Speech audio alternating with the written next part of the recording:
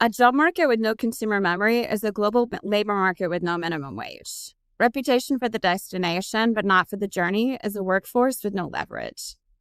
Hi, my name is Sarah Trimble. I am the founder and CEO of the Job Applicant Perspective, first anonymous user reviews for job ads across the U.S. We think of ourselves like Yelp in a world of professionally mandated fine dining with no health department, no FDA. This level of go-to-market awareness as well as public service. And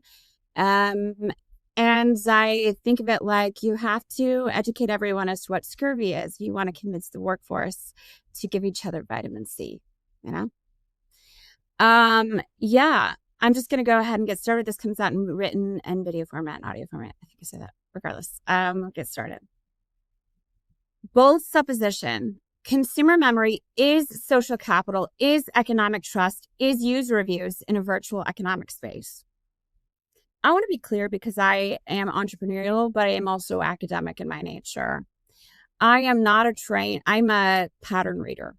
I'm a systems thinker, pattern reader. I come from structural systems theory, and I don't have any formal academic training in sociology or economics. So I come at these two fields systemically from first principles. So I'm going to say things, but this isn't coming with the authority, like the same level of, I think of conversations. I avoid certainty. I run at confidence and adaptable, updatable systems. But I track patterns, and this is the way I see it. And this is my channel, so I'm going to say it. But consumer memory is social capital, is economic trust, is user reviews in a virtual economic space. I'm a person trained in linguistics, applied linguistics. I think in terms of how information travels. Language in and of itself is a verbal protocol for conveying information between two people. When my friend says he has an apple, my conscious brain understands what to expect when he reaches into the fridge. I am salivating. When my mechanic says he fixed my brakes, my brain predicts my car is safe to drive. My nervous system downgrades. But we aren't just a brain. Social capital is essentially a social protocol, a predictability mechanism for the nervous system in a given space. It lets you walk into an interaction, calculate whether the engagement is worth the psychological cost. Take a kid from a local farm and place them at a 4-H fair versus a black tie event. It isn't about which space has more moral value. It's about which space their nervous system can fluently read as safe. Which one moves them towards a resting state and which one forces hypervigilance. One costs, the other renews. Bring Michael Phelps to a tennis match, then bring him to a swim meet. He is verbally fluent in both spaces. He's an athlete in both spaces. Where is he socially fluent? And I want to be clear here. When I'm talking about social fluency, it's not just about Michael Phelps' skill.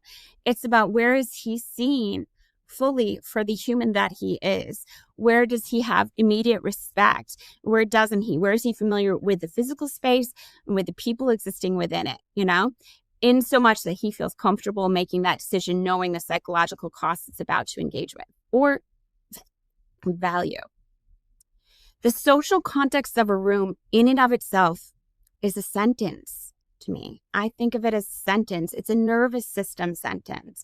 Some of us can read it and some can't, not because of a character flaw, but because the dialect of our nature or our experience has taught us.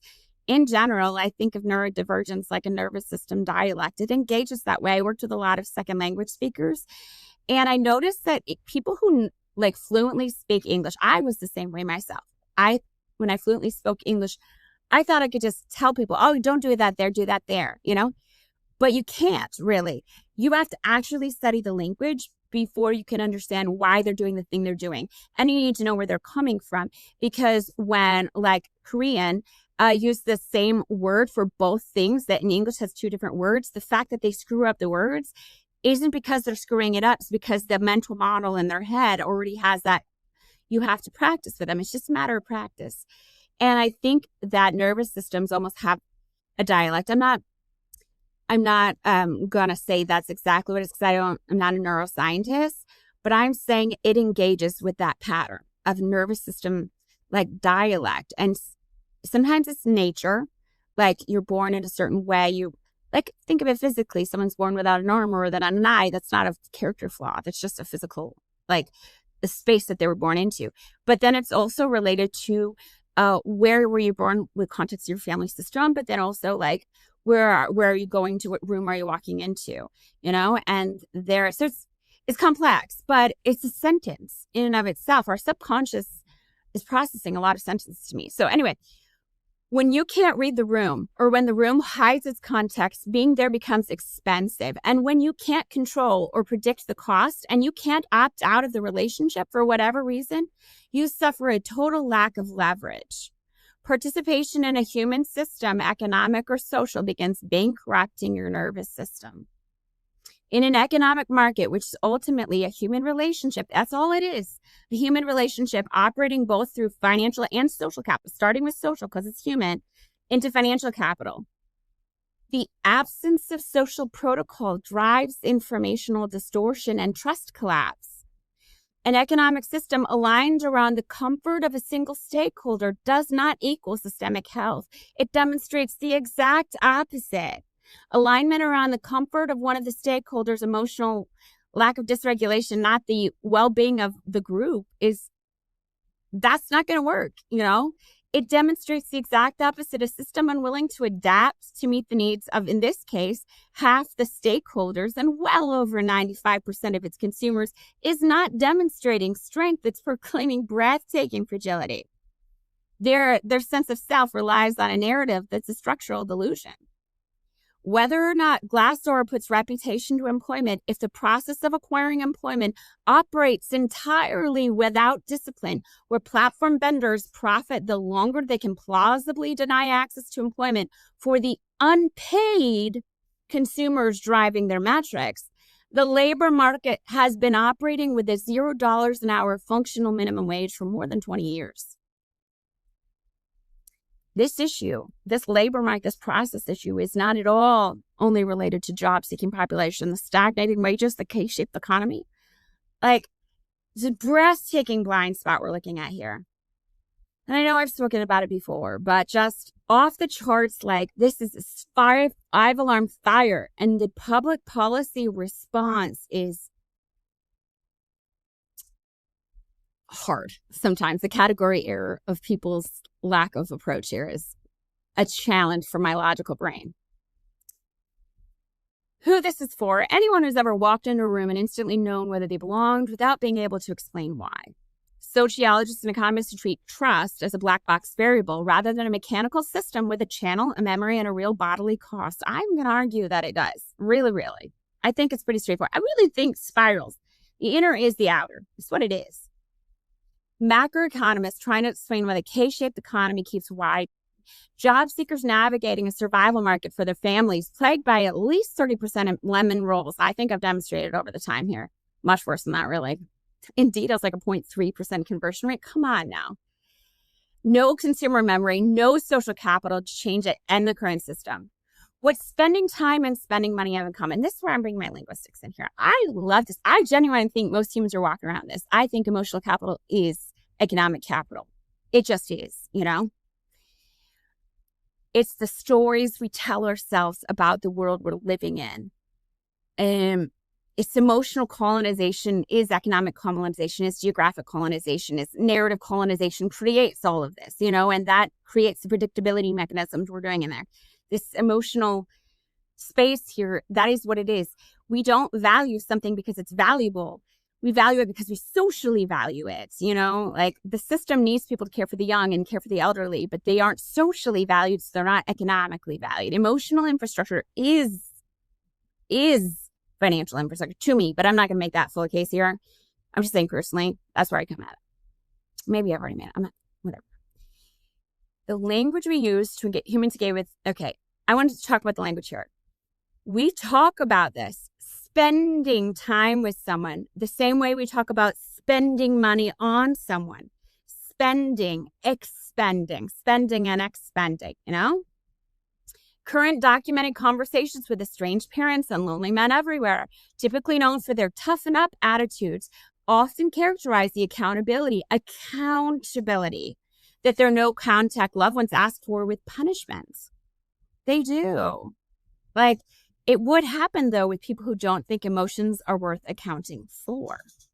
Then it would be a punishment. You would just see the objective outcome. You wouldn't see the accounting that's happening with people who aren't acknowledging that emotions exist. When we say someone is high maintenance, what we're actually saying is that they create emotional labor to be around. What counts as expensive depends entirely on what your nervous system has been trained on as cheap or costly, safe or draining. Again, in the healing spaces of the world and trauma-informed spaces, you well recognize that people who get into abusive romantic relations often have a history and an experience of experiencing abuse growing up, because it's about what you were trained on. It's just about the pattern. It's not about people's like strength to fly. I really genuinely think people are like fish. We all think of ourselves, and put it this way, we shouldn't all be trying to be trumpets. Some of us are piccolos and some of us are tubas, you know, like intellectually, we're different types of characters. The orchestra needs all of its members, not everybody to try to pretend to be a trumpet, you know? And so when I say it's high maintenance for me, if I'm a trombone, a piccolo seems like they're high maintenance and a trombone seems easy. I think that's where we're at. But again, it's nature, it's nurture, it's both. And this is, again, I came outside into economics and sociology, but I'm afraid I really did like the sociology. It was good. But I like first principles, and they get there. So, but Pierre Bourdieu was the theorist who gave economics and sociology the term social capital. I think he's right. Yeah, in the first place.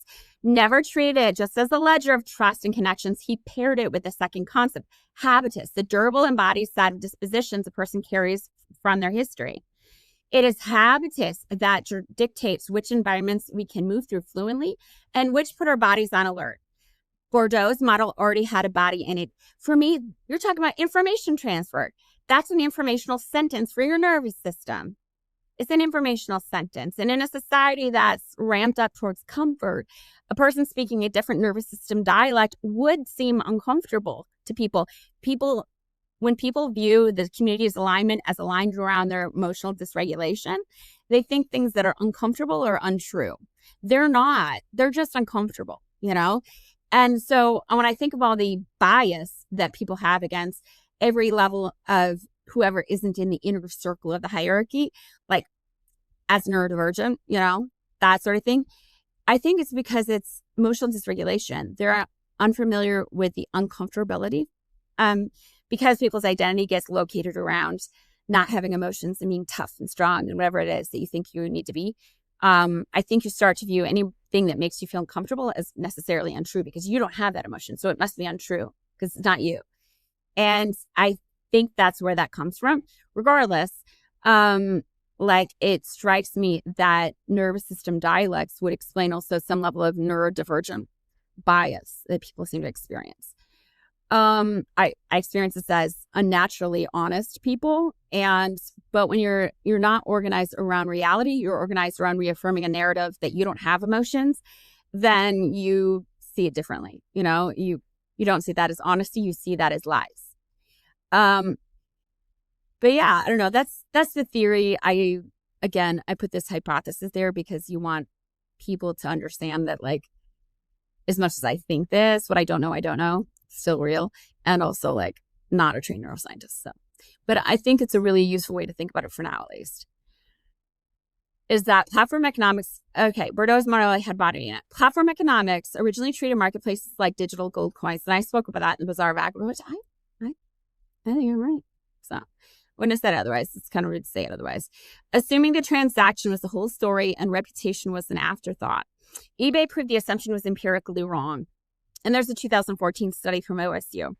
I would argue that the pre-digital regional job market contained a local regional reputational capacity, like Glassdoor, as well as reputation for the vendors of the market, the newspaper, and the hiring situations. Again, we need to remember that previously people did hiring in their local small towns by and large. We might have demonstrated that Robert Half and Kelly services were always full of shenanigans, but the local small towns didn't do like that by and large. Most of the paper was there.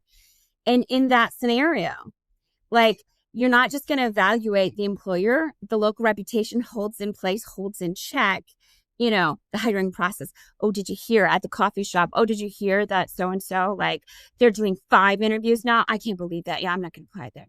This sort of whisper network conversation is what used to convey information. We lost all of that when we moved on time. The embeddedness, it's the web got broken.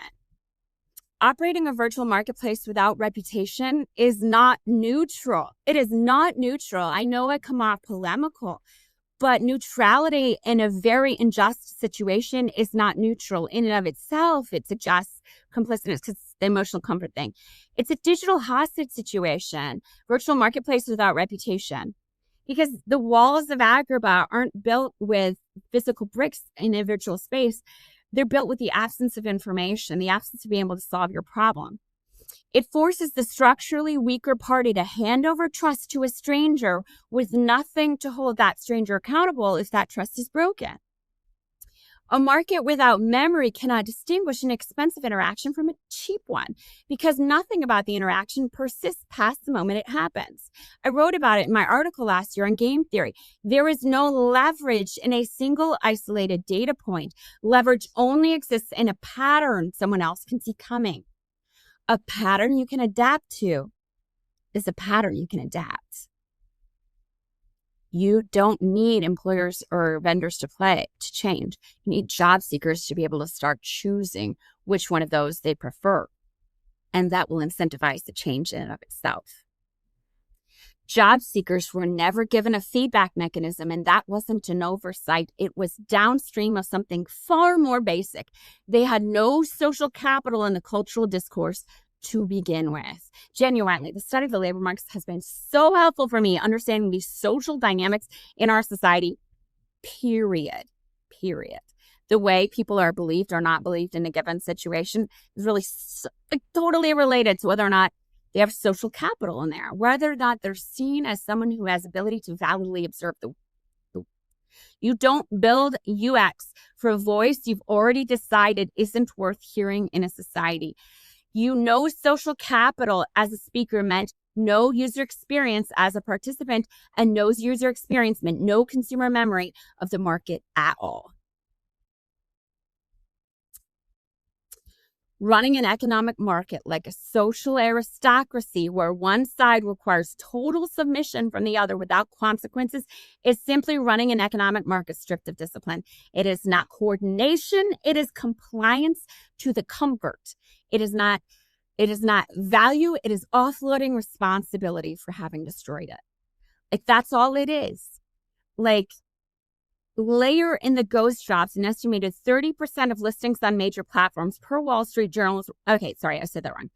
Wall Street Journal started reporting in 2013, but 30% of listings on major platforms about these days, that's where it is. I apologize for the issue there. Employers are openly admitting to running evergreen roles with zero intent to fill them. That shameless admission is the tell. Employers say it out loud because there is no reputational cost for saying it, because there was never a mechanism to account for the economic lie in the first place. Empathy is not a soft skill. It is a data integrity function. There is no finer way to get distorted information out of someone than to make them feel unsafe telling the truth. Like most women who use social media, I do not accept financial gifts from people I have no social capital with. Genuinely, the people that slip in your DMs, like on TikTok or whatever, when you're doing this stuff, like, I could send you $5,000. Why would I accept that, you weirdo? Like, it's just going to be weird. Like, no, you don't know what people want or what they'll expect after having given you money. They say it's for nothing, but that's never. No. The clearest way is when someone gives you free money. Oh, friends, unless we have social capital, there's a lot of red flags there. The gesture, especially from a patriarchal side, the gesture cannot be trusted. I do not speak true words to people I expect will punish me for saying them. No, I don't. Except in this situation, obviously I will be, but sometimes when things are this bad in the market, I'm just going to do it anyways because the social cost is worse to do nothing, The cure for repression is expression, or oppression, expression, stuff like that. Anyway, no, it's better. Honestly, also because I have one of those brains that PDA. I take value from it. The gesture cannot be trusted. I have a Sherlock Holmes brain. I like a good challenge. It's fun. The gesture cannot be trusted. I do not speak true words to people I spoke will punish me for saying them. I simply don't enter that interaction at all. Multiply that instinct by 160 million people needing to eat.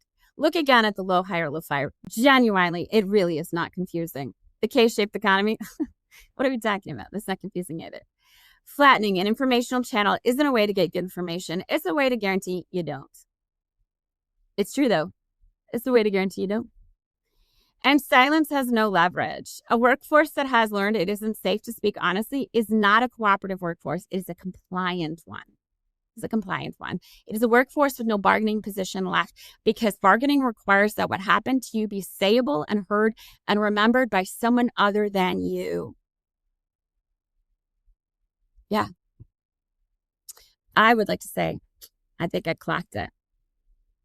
I could be wrong, but I would say that men go to the job market for financial capital, and men go to the dating market for social capital. I have like personal theory about the dating market. Social capital, financial capital. These are the two chains that keep white men in particular in line. Financial capital, social capital, right? So it's what allows you to be seen as a real adult in the modern era for whatever reason, So, and this is how, oh, you're not married yet? What's wrong with you? Oh, you don't have a job yet? What's wrong with you? So you're not just, when you're not married and you don't have a job, you don't just have lack access to those resources of companionship and financial stability. You also lack access to identity that's accepted, identity, social capital, empathy. These are all interconnected, where this social capital comes from. But this is what you lose access to. And in that case, we can make you feel not enough until you spend time here and you spend money here and you spend money here. You're not enough. It's the profiting on the isolation and impoverishment. It is like when you sell someone, a trustworthy environment, you profit from the solution. When you sell them a perfect outcome, you profit from dragging it out, dragging it out. They want that. They make two separate stakeholder countries, men and women, and then teach the countries that you should always hate this person and always hate that person, but you always want them. So the fact that the stakeholders started out the engagement not having social capital with each other, the frenemy status, and then we put a middleman between them, that's what happened. We put a middleman between them while acknowledging they had a frenemy status, no social capital with each other, but they wanted to meet each other. You give a lot of power to that middleman. A lot of power. Silence, and it requires, and when you say the one doesn't have value, it's that identity market I was talking about. Technology is the wiring in general. Empathy is anyone willing to turn the light switch on. I'll say it again. Vendors lacking empathy for the stakeholders they exist with is just dead giveaway to me. Oh, you guys aren't acting appropriately. The innovation of the online job market was in effect an attempt to build an economic market with all the social capital removed for one of its stakeholders. The vendors have more social capital in society than the stakeholders do. We're talking about extraction, a market that wanted the transaction without the trust that makes the transactions honest, and without the memory that could have made that trust cost something to break. I put a bunch of check the references sections. I'm going to talk about the job applicant perspective. Cabinet battle number 1 from Hamilton took a famous economic crisis from 1790 and put it to song. Assume the debt, the union gets a new line of credit of financial diuretic. Yeah. Alexander Hamilton's solution to the debt crisis of 1790 holds true today. In modern terms, you cannot DARVO a social debt any more than you can DARVO an economic one. DARVO means deny, accuse, reverse, victim, and offender. It's the routine pattern of avoiding accountability by recasting yourself as the aggrieved party, Oh, you don't mean that. You don't think that. You're being so dramatic. Estranged parents and isolated men everywhere can attest to the brilliant success of simply telling people to stop being so dramatic. Denial doesn't erase what is owed, nor does it repair a fractured relationship. It simply forfeits the future credit that acknowledging the debt would have bought you. Yeah. At the job applicant perspective, we ask no consent to build a virtual ledger on the economic reputation of the algorithmic slot machines, wrecking American civic and social stability. I mean, genuinely, I'm pretty impressed. They really did a good job because, You could have just, tried to steal money, but you also steal the civic and social stability as well. That's good.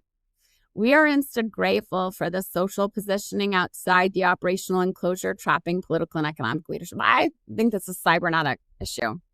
Argerson shown. That's why I can see it, why they can't. Because my identity already went through that collapse where I only saw myself as real if I was employed or whatever. But I don't know. Could be wrong. I don't know what everybody's thinking is or how everybody approaches it. It's a complex dynamic system.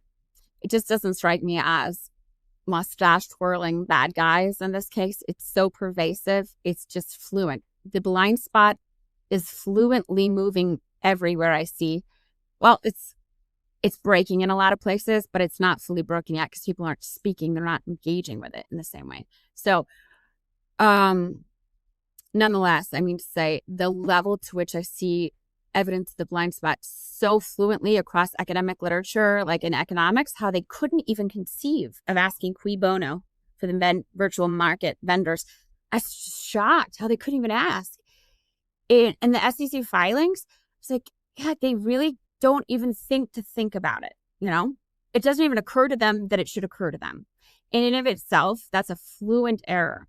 So I don't know what to say about it. It's just that I think that the reason I can see this is I think I'm smart, don't get me wrong, but I think there's a lot of smart people that are inside of an operational enclosure. To those struggling with this transition, we offer a simple reminder. Consumer memory is social capital. It is economic trust. It is user review. So they are the exact same mechanism wearing different clothes depending on which room you stand in. Isomorphisms. And all three exist to give the market one thing it requires to survive without collapsing into exploitation. Legibility.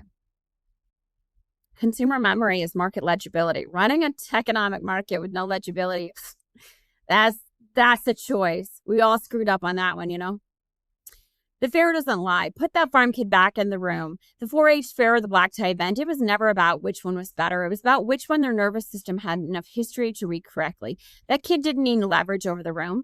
They just needed to know walking in whether it was worth it to them to be there. And if it wasn't, that they could leave, find the door, go home to a place that renews instead of drains. A workforce cannot do that. Market already knows what it's avoiding. But a bad review doesn't make you a bad online product. It just makes you real. 4.8 out of 5 is way better than 5 out of 5. 5 out of 5 means you're lying. Not everybody should like you. That's weird.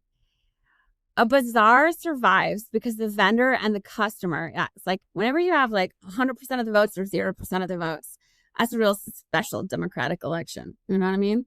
Whenever there's a scapegoat, but they're not in jail, I'm really? I don't know. That's not how people behave when you actually did the wrong thing. That's how people behave when you didn't do the wrong thing and they feel really bad about it. So they need to do something that's not the way people behave in good faith, All 5 stars, it's just not a thing. Market already knows what it's avoiding. Every time someone says, well, what happens if this becomes a super negative website? I'm I feel like you're just tacitly admitting that you've been behaving inappropriately. Because chefs who make good food are not terrified of their diners describing it. That's not the way they behave, But a bad review doesn't make your online product bad. It makes it real. The bazaar survives because the vendor and the customer both believe the exchange will be remembered the next time either of them walks back in. Take the memory away. You don't just lose convenience. You lose the only thing that ever made the marketplace safe enough to enter in the first place. We're not asking for the room to be kind. Nobody cares. You get a bunch of bad reviews. Okay, you do. We're asking for it to be known. That's the idea. Anyway, that's it for now. Thanks very much. Have a good one. Stay sane out there and be kind to each other. The world needs more kind people.